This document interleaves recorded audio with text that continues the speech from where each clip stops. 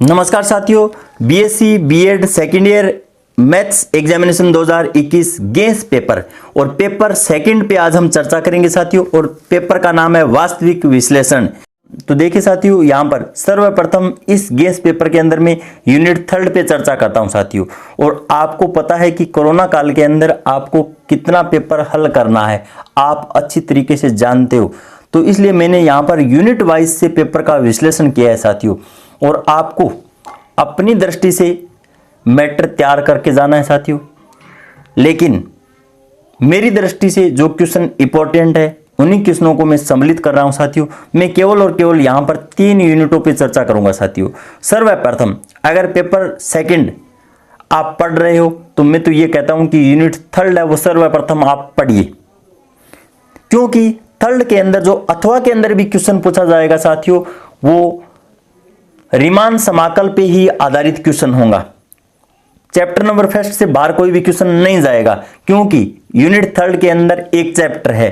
तो यहां पर देखिए साथियों, सर्वप्रथम उत्तरकलन बुक आपको पढ़नी होगी, उसका चैप्टर नंबर फर्स्ट रीमान समाकल। और यहां से देखिए साथियों, डार्बू योग रीमान समाकल को परिभाषित कीजिए। डार्बू योग का अगर जिक्र हो रहा है तो निम्न और ऊपरी दोनों पढ़कर जाइए साथियों। रीमान का जिक्र हो रहा है तो निम्न और ऊपरी दोनों पढ़कर जाइए। और यहां पर इन दोनों टॉपिकों पे, या मैं ऐसे बोलूं कि रीमान समाकल जो चैप्टर है इस पे मैंने वीडियो बना रखी है साथियों। उन वीडियो को सर्वप्रथम देखिए ताकि आपका कॉन्सेप्ट है वो क्लियर हो जाए साथियों। और वहां पर मैंने साथियों थ्योरम को समय का अभाव होने की वजह से नहीं डाला है।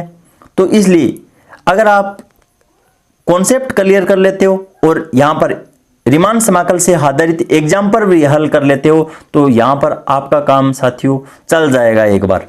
तो उसके बाद में यहां पर देखिए साथियों, मेरी दृष्टि से जो थ्योरम इंपॉर्टेंट है वो, वैसे तो सभी थ्योरम है वो इंपॉर्टेंट है, लेकिन मेरी दृष्टि से, और अगर यहां पर मैं 3 या 4 थ्योरम लिख भी देता हूं साथियों तो आप उन थ्योरमों को याद नहीं रख सकते हो। तो इसलिए मैंने यहां पर ज्यादा आपके ऊपर प्रेशर डालने की कोशिश नहीं की है।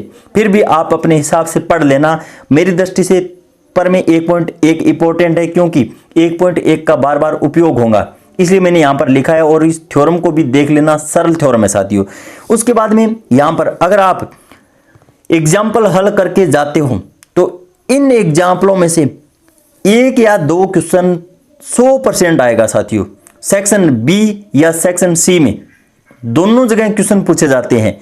जैसे यहां पर एक एग्जाम्पल अगर आपको समझ में आ गया तो साथियों सभी एग्जाम्पल आपको समझ में आ जाएंगे।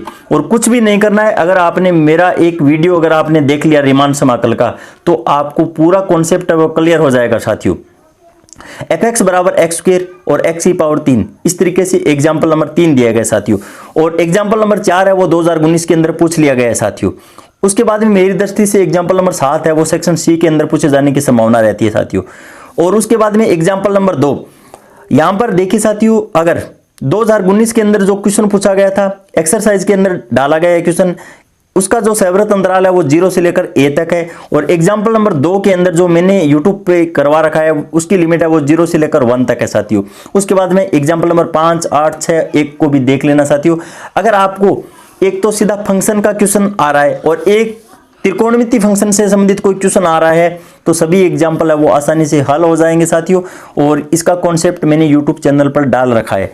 उसके बाद में क्वेश्चन नंबर 3, यहां से देखिए साथियों, इन 3 प्रश्नों में से एक प्रश्न 121% अगर मैं बोलूं तो गलत नहीं है, जरूर आएगा साथियों। यहां पर आप देख सकते हो कि मैंने इंपॉर्टेंट जो क्वेश्चन लगा रखे हैं। प्रत्येक एकदिष्ट फलन आर समाकलनीय होता है, प्रत्येक सतत फलन आर समाकलनीय होता है। ये दोनों थ्योरम एक ही है साथियों, कुछ ही नहीं करना है आपको। जो मैंने 1.1 थ्योरम बताई है इंपॉर्टेंट, इसी का यूज करके इस थ्योरम को सिद्ध किया गया है साथियों। और उसके बाद में इस थ्योरम को तो याद करके जाना होगा, समाकलन गणित का मूल प्रमेय। और यहां पर इसका स्टेटमेंट भी आप चेक कर सकते हो साथियों, इस तरीके से ये स्टेटमेंट है इसका। इस थ्योरम को जरूर देख के जाना, 1.21 पे है। और इन दोनों थ्योरमों को भी देख लेना साथियों। इन तीनों थ्योरमों में से जरूर 100% में बोल सकता हूं कि क्वेश्चन आएगा। और यहां पर इन 7-8 एग्जाम्पलों में से आपको हो सकता है 2 क्वेश्चन देखने को मिल जाए, लेकिन एक तो पक्का देखने को मिलेगा। उसके बाद में प्रथम मध्यमान प्रमेय का केवल कथन याद करना है साथियों, जो पेज नंबर 47 पे है, जहां पर बुक एंड होती है वहां पर देख लेना। उसके बाद में समाकलन, फलन और पूर्वक को परिभाषित कीजिए। केवल और केवल आपको सेक्शन ए के अंदर क्वेश्चन यहां से देखने को मिलेगा। उसके बाद में देखिए साथियों, हम यूनिट सेकंड पे चर्चा करें तो देखिए साथियों, यहां पर अवकलन के लिए श्रृंखला जो नियम है उसको लिखिए, या फिर अवकलन से संबंधित कोई क्वेश्चन आपको पूछा जा सकता है। अवकलन का अगर आपको फॉर्मूला ध्यान में साथियों, तो कोई भी क्वेश्चन क्यों न दे दिया जाए हल कर सकते हो। ये क्वेश्चन श्रृंखला वाला है, वो चैप्टर नंबर 3 के अंदर 4 नंबर पेज पे मिल जाएगा साथियों। उसके बाद में चैप्टर नंबर 4 जो मध्यमान प्रमेय से संबंधित है साथियों, इंपॉर्टेंट चैप्टर है, यहां से क्वेश्चन लगभग पूछे जाने की संभावना रहती है, जैसे रोल प्रमेय, लांगराज मध्यमान प्रमेय। मध्यमान प्रमेय से संबंधित कई प्रमेय है साथियों, और यहां पर इन थ्योरमों को मैंने यूट्यूब चैनल पर भी करवा रखा है, लेकिन साथियों मैंने यूट्यूब चैनल पर केवल और केवल इसका स्टेटमेंट और इनके एग्जाम्पल हल करवाए हैं, लेकिन इनको प्रूफ नहीं करवाया गया साथियों। तो यहां से रोल प्रमेय या लांगराज मध्यमान प्रमेय में से एक प्रमेय को आपको प्रूफ करने के लिए बोला जा सकता है साथियों। तो केवल और केवल यूट्यूब चैनल पे प्रूफ करवाना नहीं बताया गया है, बाकी इनके एग्जाम्पल और सभी बातें हैं वो बताई गई है साथियों। तो यहां पर आप उदाहरण देखना चाहो तो देखिए साथियों, रोल प्रमेय से संबंधित एक एग्जाम्पल अगर आप हल कर लेते हो, कोई भी एग्जाम्पल आपको क्यों न दे दिया जाए। जैसे मेरी दृष्टि से इंपॉर्टेंट 3 नंबर, 1 नंबर और 4 नंबर एग्जाम्पल है। उसके बाद में लांगराज मध्यमान प्रमेय पर आधारित एक जो फॉर्मूला है थीटा रूप में, उसको याद कर लेना साथियों। और इसके लिए अगर आप क्वेश्चन पूछना चाहो तो यहाँ पर एक्सरसाइज के अंदर क्वेश्चन नंबर 5 और 9 है, वो इंपॉर्टेंट है मेरी दृष्टि से। उसके बाद में व्यापीकृत मध्यमान प्रमेय, यहाँ पर शेषफल वाला जो टेलर प्रमेय है, इसके लिए मैंने यूट्यूब चैनल पे एक फॉर्मूला, सभी थ्योरमों के लिए एक फॉर्मूला है वो बताया साथियों। अगर 1 नंबर के अंदर या 1.5 नंबर के अंदर जो क्वेश्चन पूछा जाता है उसके लिए अगर आप एक फॉर्मूला भी याद कर लेते हो तो कोई भी आपको नाम दे दिया जाए तो आप उसको लिख सकते हो।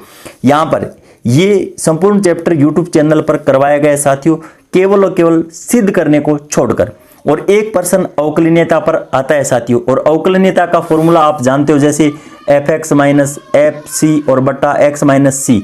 यहाँ पर इस फॉर्मूले को अगर आपने याद कर लिया साथियों तो अवकलनीयता से संबंधित कोई भी क्वेश्चन आ जाए तो हल कर सकते हो।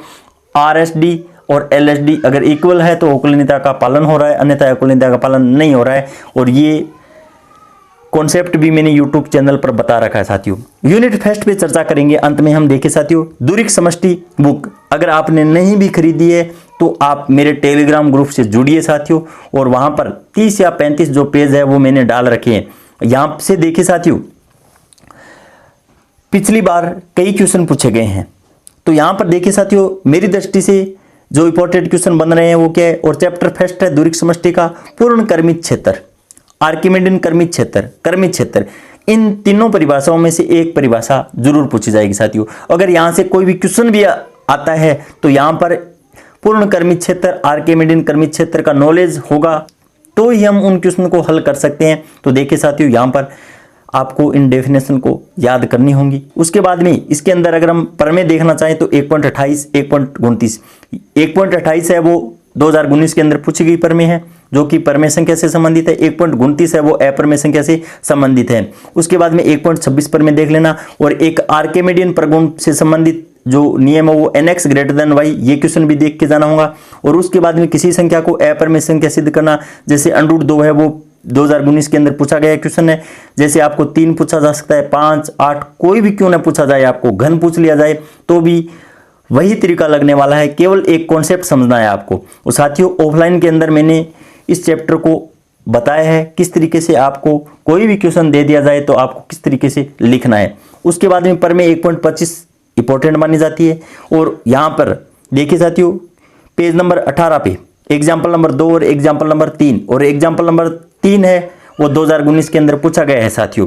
बाकी जो इसकी यूनिट फर्स्ट है उसके अंदर उत्तरकलन बुक के अंदर साथियों सीमा और सतत जो चैप्टर लगते हैं उनके अंदर से क्वेश्चन पूछा जाएगा। तो यहाँ पर सीमा और सतत के लिए जो आपको एक कॉन्सेप्ट समझना है साथियों, और वो कॉन्सेप्ट मैंने यूट्यूब चैनल पे दे रखा है साथियों। अगर सतत सिद्ध करने के लिए हमें दाईं सीमा, बाईं सीमा और एक बिंदु पर अगर हम मान बराबर कर देते हैं तो वो सतत सिद्ध हो जाता है साथियों। कोई भी क्वेश्चन आपको क्यों नहीं दे दिया जाए, एक क्वेश्चन अगर आप हल कर लेते हो सही ढंग से तो आपका काम बन जाता है साथियों। उसके बाद में देखिए साथियों, एक अंतिम टॉपिक ये बच जाता है, यूनिट फर्स्ट के अंदर आपके लिख रखा है एक समान सातत्यता।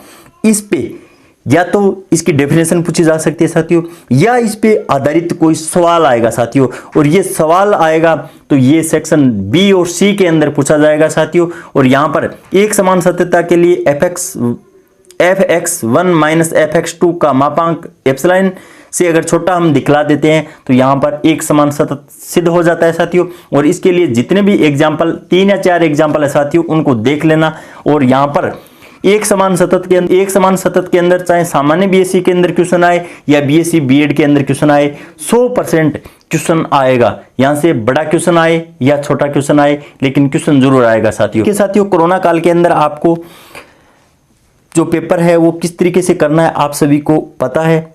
यूनिट नंबर 4 और 5 अपने हिसाब से तैयार करना साथियों। तो मुझे जो क्वेश्चन इंपॉर्टेंट लगे उन क्वेश्चनों को मैंने डाल दिया है साथियों। इन्हीं शब्दों के साथ जय हिंद, जय भारत।